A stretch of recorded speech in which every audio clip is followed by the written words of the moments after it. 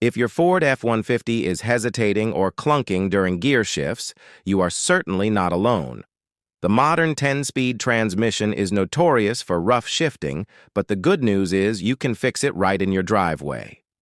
Ford uses a complex adaptive learning system that constantly monitors and adjusts to your daily driving habits. Unfortunately, the computer can get confused over time, causing the transmission to shift harshly and unpredictably. Many owners assume they have to visit an expensive dealership to resolve this problem, but that is a complete myth.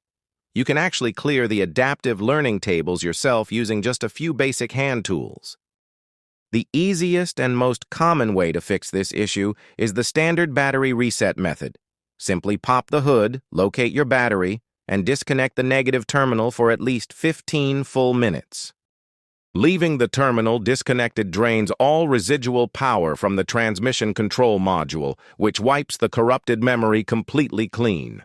Once the time is up, tightly secure the negative cable back onto the battery.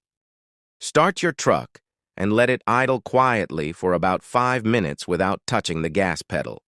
This crucial step allows the computer to wake back up and establish a fresh baseline before you start driving.